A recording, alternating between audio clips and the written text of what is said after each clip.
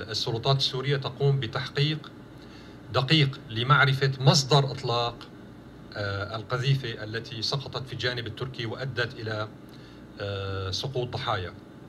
حتى الآن التحقيق لم ينتهي، التحقيق الرسمي لم ينتهي، والحكومة السورية على لسان السيد وزير الإعلام عبرت عن تعازيها للضحايا ولعائلة السيدة التي استشهدت في القصف وللشعب التركي، لكن هذا لم يكن اعتذارا، هذا كان تعبير عن التضامن مع المدنيين، التضامن مع هذه السيدة وأطفالها، والتعاطف مع هذه المأساة التي لحقت بالعائلة. التحقيق لم ينتهي بعد، السلطات السورية تقوم بما يجب أن تقوم به. نطالب الجانب التركي أيضا بالقيام بنفس الشيء، وهذا كله قائم على وقائع. يعني هناك مجموعات مسلحة تهاجم المواقع الحدودية السورية على الحدود السورية التركية، وهي كلها أمور تجري أمام ناظري حرس الحدود التركي والجيش التركي. فالقصة واضحة تماما للجانب التركي، وهم يعرفون تماما ماذا يجري على المعابر الحدودية وكيف تقوم بعض المجموعات المسلحة من حين لآخر بالهجوم على هذه المواقع الحدودية السورية على الحدود السورية التركية. وبعض هذه المجموعات المسلحة عندما يطاردها الجيش السوري تلجأ إلى داخل الأراضي التركية. فالصورة هكذا بكل وضوح. هذه هي المعطيات التي تحيط بالحادث الذي جرى أمس. Hello everyone, welcome to GGN. Today's Friday, October 5th, 2012. I'm Darko. I'm going to cover a lot of different news, a little bit of Syria, a little bit of Iran, because I've been covering a lot of that. I'm going to get into Libya and other places as well. Hopefully in the next video I'll be able to get into the economy, maybe some eugenics. But a quick note on that video that I just showed, Syria did not apologize to Turkey. I received a comment on one of the GGN videos in the comment board, and they said, man, you're an idiot, they already apologized. And I guess he was going off what I was saying in yesterday's video about Turkey supposedly apologizing for Syria. And they were basically expressing their condolences, and I wanted to clarify that. Then this video came out after all of that, after I posted those videos. So I kind of confirmed what I said. I mean, that was an official from the Syrian government saying, we did not apologize, you know. And so then he wrote in his comment, when I posted that link of, you know, facts and sources, he comes back and says, you need to look at it again. Well, I don't speak Arabic, so maybe, you know, the transcripts were wrong, the subtitles. So... But either way, the links will be posted in YouTube's video description. U.S. wants to see Syria-Turkey going to war, says the Iranian commander. This war is what the U.S. wants, and the officials of the two countries, Syria and Turkey, should move towards non-interference with each other's affairs in order to see peace on its borders. I also find it kind of interesting that Syria's representative, he did it very tactfully, what he said. He basically said Turkey, he could have just went and said... that the result of this mortar shelling was the same insurgents, mercenaries, Free Syrian Army rebel terrorists, that they were just caught. I showed this in yesterday's video from a Lebanese journalist. They were caught stockpiling weapons, handing out weapons, keeping fresh stockpiles of weapons to the rebels to go back over the border. So Turkey's aiding terrorism, and then they're blaming Syria. So they could have just came out and said that. But they said, no, you know what's going on in Turkey. You know what's happening. Then we have U.S. favors Syria-Turkey conflict, says Webster Tarpley. I would urge the Turkish government, to find a way back and to pull back from this. This is not in Turkey's interest, and if we get a conflict between Turkey and Syria, the one who is laughing will be the United States, because they will have disposed of two countries that were resisting the imperial dictates coming from here. Tarpley also noted that if Turkey would simply say that we are going to close our borders, we are not going to allow these killers to use our bases inside Turkey, this would come to a rather quick end. The one-year mandate authorizes military operations in Syria if the Turkish government deems that it's necessary. They're talking about the Turkish parliament, who approved a motion on Thursday authorizing military operations outside the country's border when deemed necessary. Then Erdogan of Turkey says their country is not far from war with Syria. Those who attempt to test Turkey's deterrence, its decisiveness, its capacity, a bunch of blah, blah, blah, right? I say here they're making a fatal mistake, he warned. We are not interested in war, but we're not far from it either. Well, his own people protesting, says protesters march against the war in Istanbul as tensions with Syria escalates from October 4th. So you can go in there and check it out. There was thousands of anti-war protesters late Thursday night. Among the slogans written on the signs and banners carried by protesters were, "This war is not my war," "No to imperialist intervention in Syria," and "We will halt the AK party war politics," and "We won't be the soldiers of imperialism. USA, take your hands out of the Middle East." Meanwhile, the Israeli Defense Force intelligence preps for Assad's demise. Weakening of the Syrian administration of influx of jihadists poses a new threat to Israel, military intelligence chief says. So this is confirming what I was talking about, going off what the Brookings Institute report about Syria and that, the think tanks, how they're going to have a pincer attack. They got the Turkish border going on, and then you have Israel and Golan Heights now starting to flame up, and Israel acting as if, again, like always, we're being attacked. We're gonna get attacked. We're under attack. So we better go on the attack, right? So they're talking about a bunch of people that were seen out in the desert. They actually evacuated people in certain areas of Israel. So part of the report, as far as getting a regime change, is what they want. That's why I'm saying the demise of Assad. That's what the goal is just try to squeeze them and pressure them and get enough defections and stuff like that. House committee says security requests denied in Libya. So now we're on to Libya. Despite 2 explosions and dozens of other security threats, U.S. officials in Washington turned down repeated pleas from the American diplomats in Libya, including the guy that was killed, to increase security at the U.S. consulate in Benghazi, where the U.S. ambassador was killed. Then a report says the United States knew Al-Qaeda was behind the Libya attack within 24 hours. So yeah, within 24 hours, the 9/11 anniversary attack on the U.S. consulate in Benghazi, U.S. intelligence agencies had strong indications that Al-Qaeda-affiliated operatives were behind the attack and had even pinpointed the location of one of those attackers.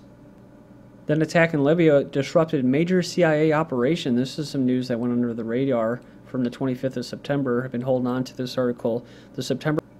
According to the New York Times, at least half of the nearly 24 U.S. personnel evacuated from the city of Benghazi following the fatal attacks on the consulate and a secret annex were CIA operatives and contractors. They were conducting surveillance and collecting information on an array of armed militants groups in and around the city. They said, "We got our eyes poked out. It's a catastrophic intelligence loss." Well, somebody knew about it. We just covered that, right?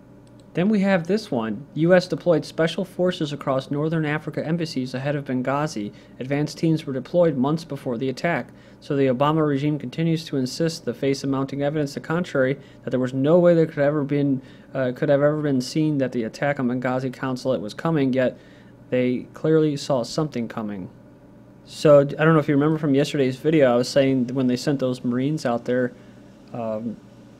after the attack, right after the attack, they dispatched like 50 Marines to Libya. That was kind of a big deal, and I was like, I wonder if they were like Marine Recon or something like that.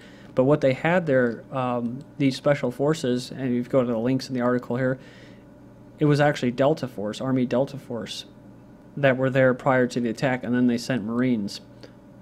But I don't think this is what everybody thinks it is, as far as just a lapse in judgment or a loophole in intelligence, something gone wrong, right?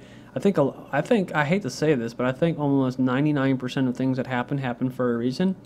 They're allowed to happen all the way from the top, and even people, up there with the higher intelligence clearance, security clearance, higher than Obama, probably doesn't even know that, But it says here, U.S. withdraws all personnel from Benghazi. No U.S. government employees remain in the city. 3 weeks after the attack, they basically said they pulled every single government employee out of the city, well, except for the CIA and the Marines and the Delta Force and stuff like that. So they withdrew all the personnel. Then document caches remain unguarded and attacked at Benghazi consulate. U.S. left compound unguarded for weeks. So what the hell is going on here? They just up and run and abandon it? That doesn't make any sense. The biggest police force, military police force in the world, the biggest intelligence complex in the world. I'm sorry, this wasn't a mistake. They're pulling out. This was to create some kind of vacuum. That's what I think. Libyan leader says at least 10 militias disbanded. Libya's leader says his government has disbanded about 10 militia groups and will continue to take action against the Muslim extremists. So then I found this article, of course. This is living in hiding from Libyan militias. So they're talking about too afraid to give their names and allow their pictures to be taken, talking about showing scars crisscrossing his back, cigarette burns on his arms and bones in his left hand, which failed to heal properly when it was broken by a Libyan militiaman. They said they live in fear, and now they become a victim of militia brigade who control his local neighborhood through fear, intimidation, and extortion. And the same groups, Libya's jihadists, decry Western meddling in post-Gadhafi governance. Many of the rebels in Libya, formerly NATO's freedom fighters, continue to embrace jihad and denounce foreign meddling. And from October 3rd, 2012, we have Libya's pro-NATO coalition cut out of cabinet. The pro-NATO coalition cut out of the cabinet in Libya. Prime Minister says cabinet aims for a geographical balance. As Libya's pro-NATO National Forces Alliance won the largest plurality of any faction in the parliamentary elections, 39 seats out of 80 possible for party candidates, the win was trumpeted as a big move towards a secular pro-West regime at the time. But it says here that the NFA has found itself cut out entirely in the incoming cabinet. They reported they weren't given a single cabinet post. So then I saw this article, Libyan parliament rejects proposed cabinet lineup. They said the government didn't represent all sectors of the regions of the Libyan society. In other words, those that were pro-Western, I guess. I don't know. They said it was thrown together arbitrarily and on the basis of friendships or sex, maybe? I don't know. Israeli minister Persian Spring on its way. The foreign minister said the Arab Spring will be followed by a Persian Spring with international sanctions against Iran leading to renewed domestic unrest.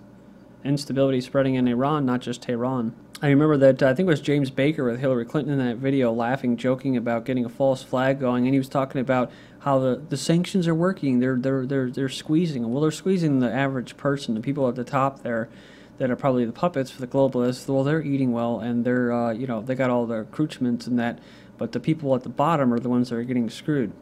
But that's the point, right? That's the point of creating a Persian Spring and destabilizing the country. EU is poised to agree ban on Iranian gas imports. The European Union is going to ban imports of Iranian gas as part of a set of new measures to ratchet up the pressure on the Islamic Republic over its nuclear program. So there you go. And for a naval update, there's T-minus 1 week until Arabian Sea destination is reached.